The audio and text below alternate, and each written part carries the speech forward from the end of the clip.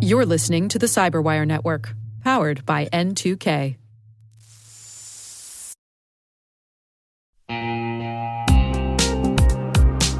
Hey everybody, Dave here. I've talked about Delete Me before, and I'm still using it because it still works. It's been a few months now, and I'm just as impressed today as I was when I signed up.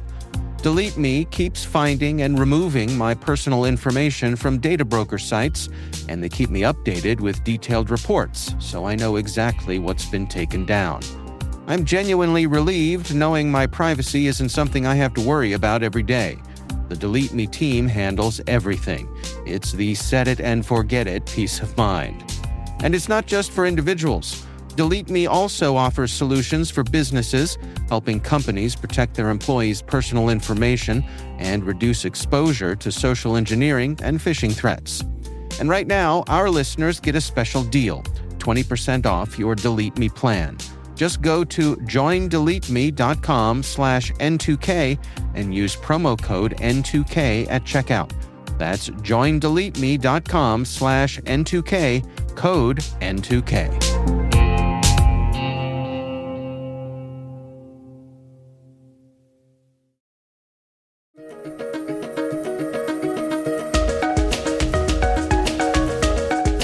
Hello, everyone, and welcome to the CyberWire's Research Saturday. I'm Dave Bittner, and this is our weekly conversation with researchers and analysts tracking down the threats and vulnerabilities, solving some of the hard problems, and protecting ourselves in a rapidly evolving cyberspace. Thanks for joining us.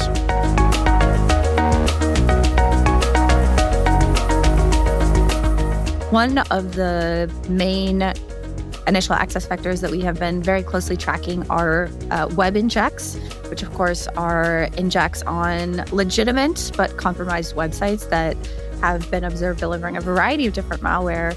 Many of those payloads do tend to be information stealers. And so in this case, we were able to see a malware that became known as AmiterStealer, or that's what we later identified it as, being delivered via web injects. That's Selena Larson, threat researcher and lead for intelligence analysis and strategy at Proofpoint. The research we're discussing today is titled AmiterStealer, rebranded ACRStealer with improved evasion and sophistication.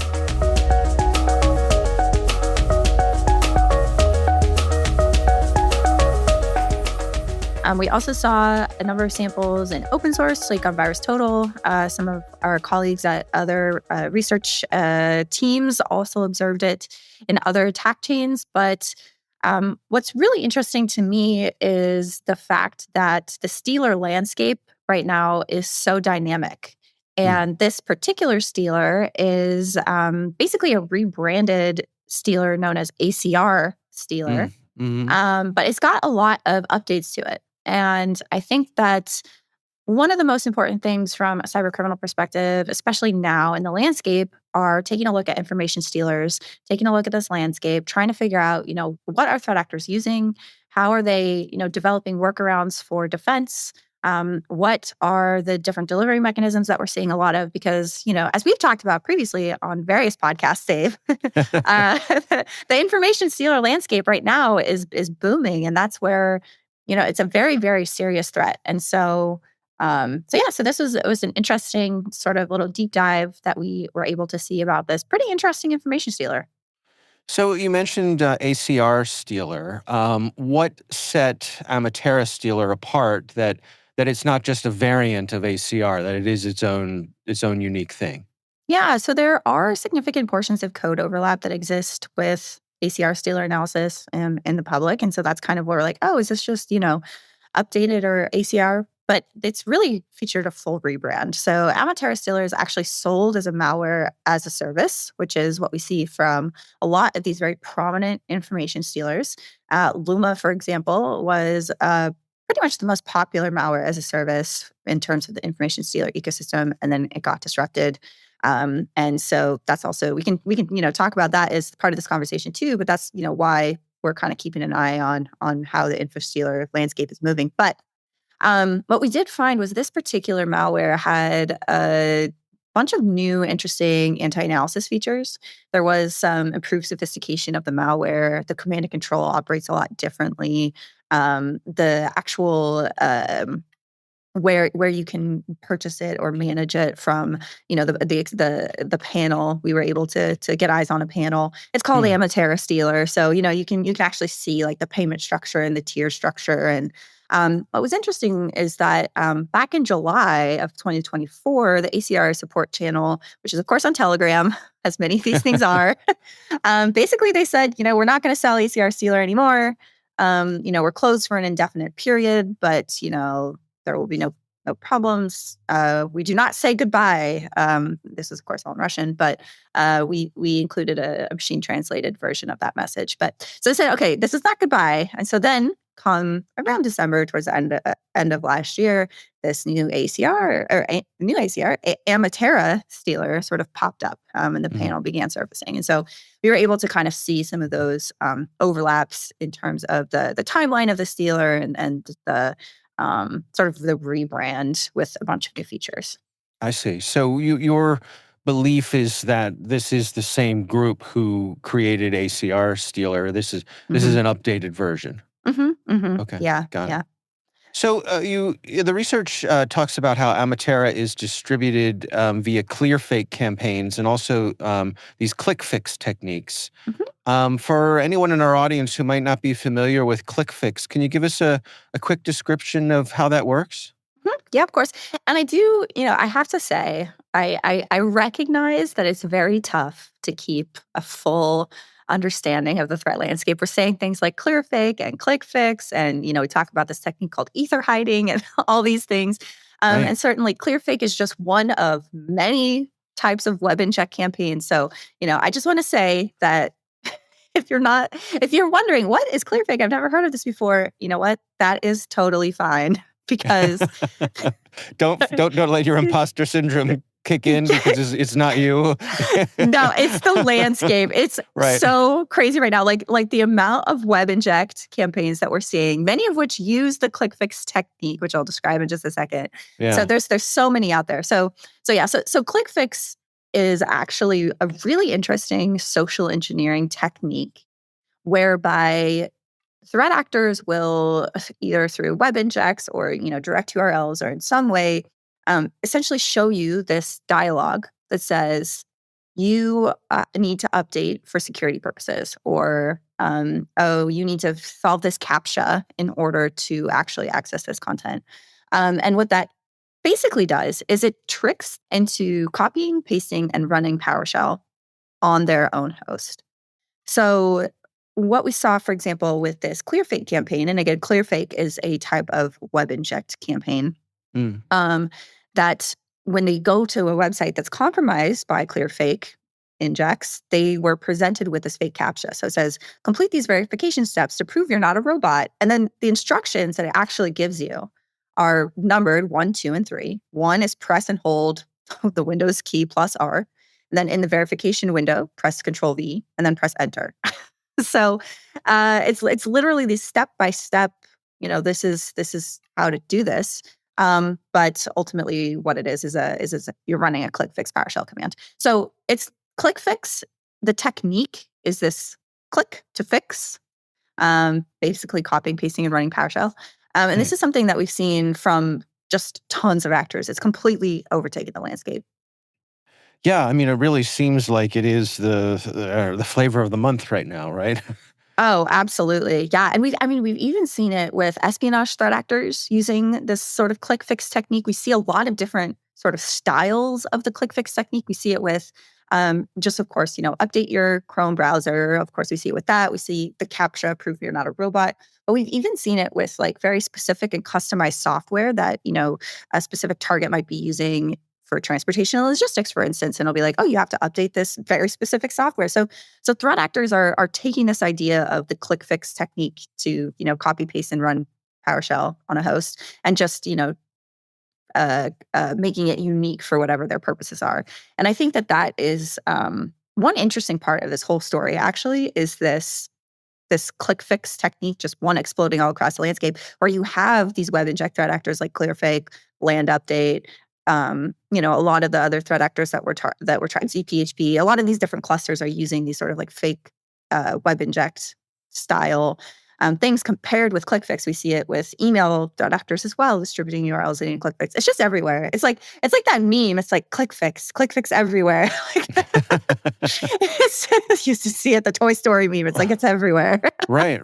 Which we assume means that they're seeing great success with it.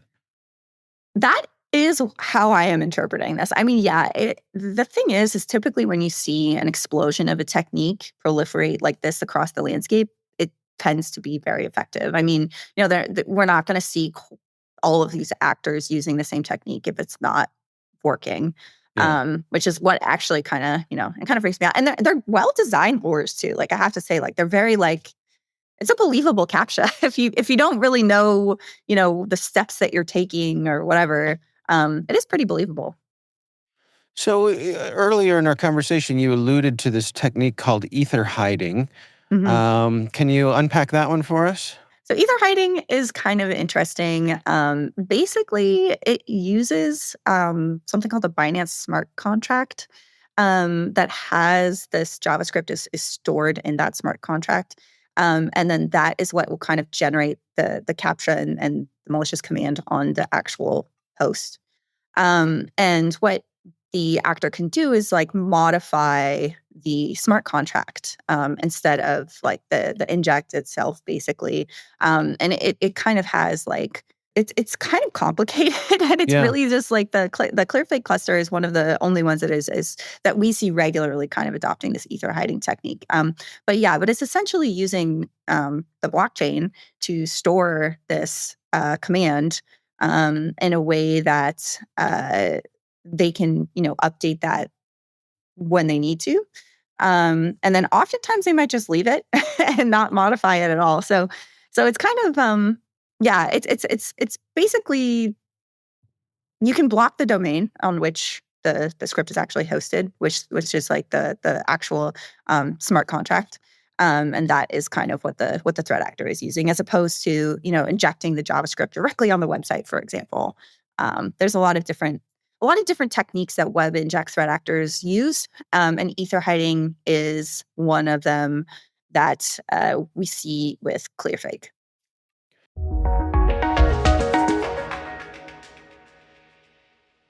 We'll be right back.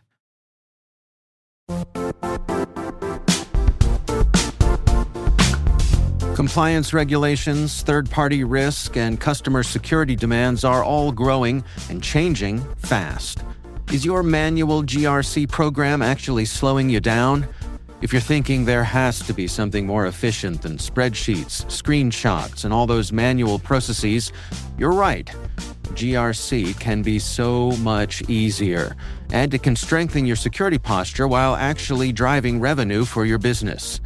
One of the things I really like about Vanta is how it takes the heavy lifting out of your GRC program. Their trust management platform automates those key areas: compliance, internal and third-party risk, and even customer trust, so you're not buried under spreadsheets and endless manual tasks. Vanta really streamlines the way you gather and manage information across your entire business. And this isn't just theoretical. A recent IDC analysis found that compliance teams using Vanta are 129% more productive. It's a pretty impressive number. So what does it mean for you? It means you get back more time and energy to focus on what actually matters, like strengthening your security posture and scaling your business. Vanta, GRC. Just imagine how much easier trust can be. Visit vanta.com/cyber to sign up today for a free demo. That's vanta.com/cyber.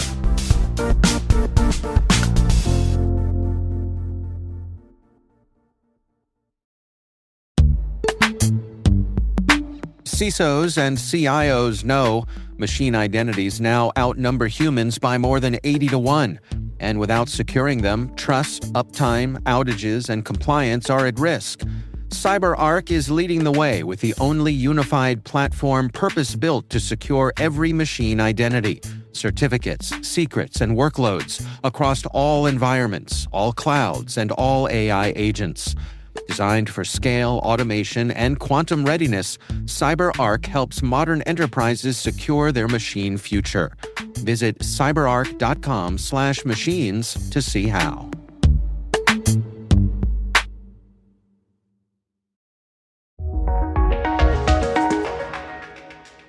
So, what are Amatera's goals once it lands on a victim's machine? What sort of data is it looking to steal? Yeah. So, as you might imagine, Steelers nowadays just have a lot of different capabilities. Of course, they're going after passwords, they're going after crypto wallets, stealing files on disks, browser cookies, web forms, things like that. And then, of course, you have AmiterStealer that is also capable of running secondary payloads. So it could potentially download and execute files like executables, or you can download and execute PowerShell. So it has both the stealing functionality as well as the ability to run follow-on payloads. Is the malware's configuration static, or does it have the ability to dynamically adapt? So what's actually interesting is it used to use command and control using Steam or Telegram dead drops, which we see on a lot of times with various stealers. We actually covered it before in one of our blog posts with ACRStealer, for example, where they will regularly use Steam or Telegram for command and control. But in this case, they actually started using NT sockets for command and control. And so this kind of increases the stealthiness of the C2 communication. So, the way that the command and control is set up, it kind of bypasses commonly used Windows networking APIs, which a lot of times your endpoint detection analysis tool will rely on for visibility into the HTTP request. Another thing that's kind of interesting in terms of the malware capability is not using DNS. So it will Hmm. use C2 via IP address. And the IP address in the cases that we were looking at was not owned by a threat actor, but was using a CDN endpoint address. In this case, it was Cloudflare. Hmm.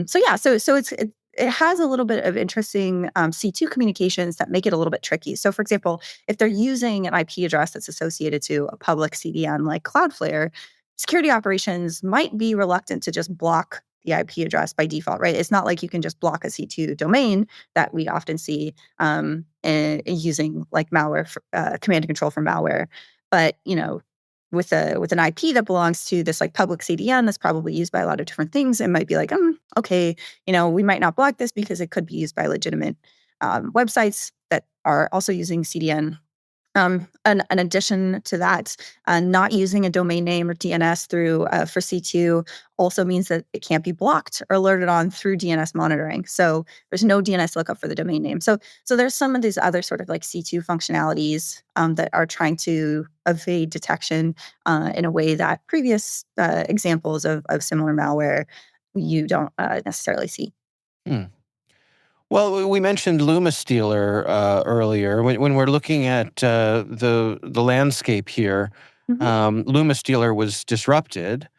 Do we think that Amatera is stepping in to fill that gap? So I feel like it's a little bit early to say yes or no, but I do want to point out in terms of the actual pricing structure with Amatera and how, because of these mass, which is such a funny word, malware as a service, mass offerings, the way that they work, right, is that you pay to be able to access and use the information stealer. Lumma was very similar. And it's actually like not too expensive. So for 3 months for $500 or like a full year for $1,500, like this is what the pricing information for the publicly accessible panel we were able to see. And so, I think that first of all, having a mass offering can sometimes lower the barrier to entry for a lot of cyber criminals.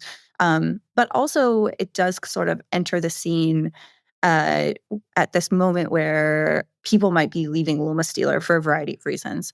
Lumma isn't fully eradicated, right? Like it was, a lot of the infrastructure was disrupted. It was obviously a big win for law enforcement, private sector. We're still seeing some Lumma activity even after the takedown. Certainly not what it was. But what's great about a lot of these disruptions, in addition to actually disrupting infrastructure, doing takedowns, all of that stuff, is it really makes it so that the criminal who's operating this doesn't have the same sort of trust and brand recognition and like authority in the marketplace, right?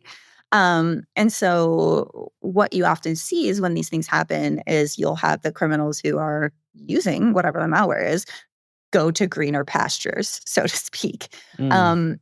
Maybe malware that isn't quite so under the microscope. Maybe they try and build their own thing. Maybe they stop doing crime, which is the ideal outcome. Yeah, what an adorable thought. I know. In a perfect world, if you're Right.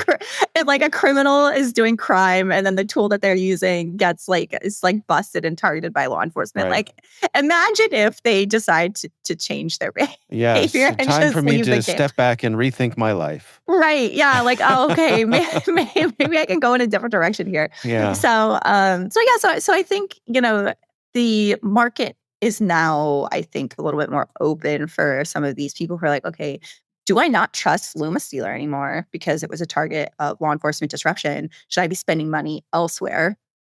And, if I was a malware author marketing my, malware as a service, I'd be like, hey, I'm not that guy. Right.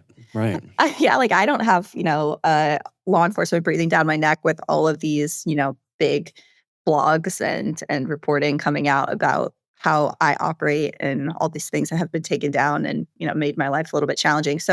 I think it is an opportunity for cyber criminals to find, okay, what's next? But that's why it's so important to really be sort of monitoring on top of the information stealer landscape because certainly Lumma was big and popular, but it's not the only one. And certainly what we're seeing, certainly with AmiterStealer, for example, is it's under active development. So, we're seeing them continuously modifying, updating, making changes to this malware to make it, from their perspective, better, more effective, more useful for the cyber criminal operators. And of course, we wrote a bunch of detections for it. We have coverage for it, published some rules associated with it. But it's very important to sort of stay on top of these things because they are under active development. And at any point, something like the Lumma disruption could happen and everyone flocks to something else. So Right. I do think it's still too early to say for sure, like this is definitely replacing AmiterStealer. But having other options on the market and making sure that we have detections and defense against it is super important. So, what's your recommendation then for defenders? How should a security team go about protecting themselves against this? Yeah. So, first of all, make sure you have existing network signatures that will detect this traffic and the command and control, check-in and exfiltration, the traffic, things like that. There are rules that we published that are associated with this.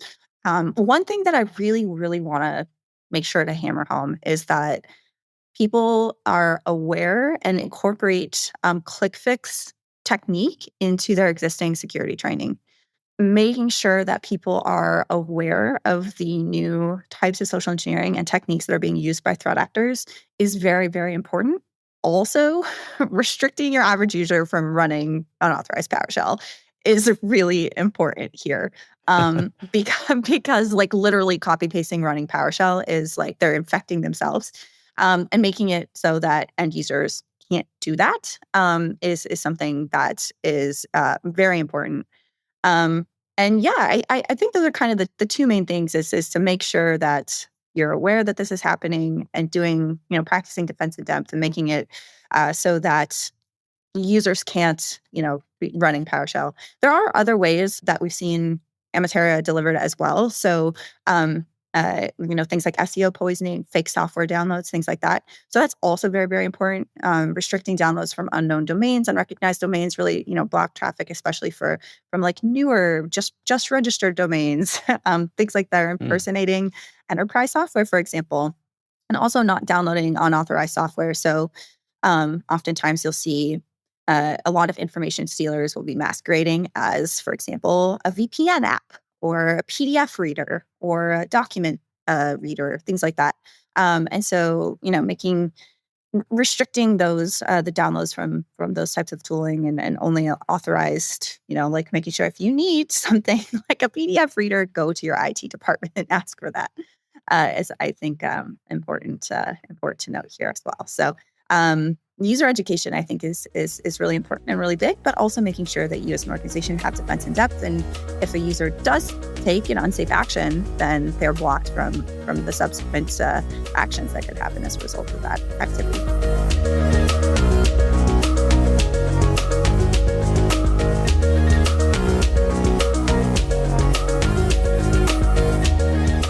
Our thanks to Selena Larson from Proofpoint for joining us. The research is titled AmiterStealer, rebranded ACRStealer with improved evasion and sophistication. We'll have a link in the show notes. And that's Research Saturday, brought to you by N2K Cyberwire. We'd love to hear from you. We're conducting our annual survey to learn more about our listeners. We're collecting your insights through the end of this summer. There's a link in the show notes. Please do check it out. This episode was produced by Liz Stokes. We're mixed by Elliot Peltzman and Trey Hester. Our executive producer is Jennifer Eiben. Peter Kilpie is our publisher, and I'm Dave Bittner. Thanks for listening. We'll see you back here next time.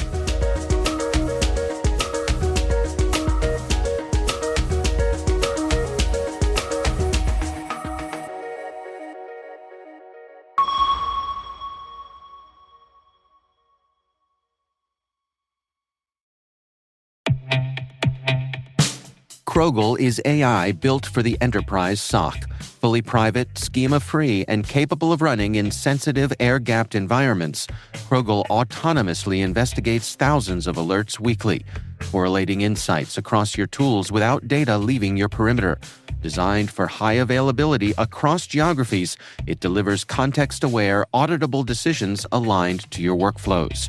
Krogel empowers analysts to act faster and focus on critical threats, replacing repetitive triage with intelligent automation to help your SOC operate at scale with precision and control. Learn more at Krogel.com. That's CROGL.com.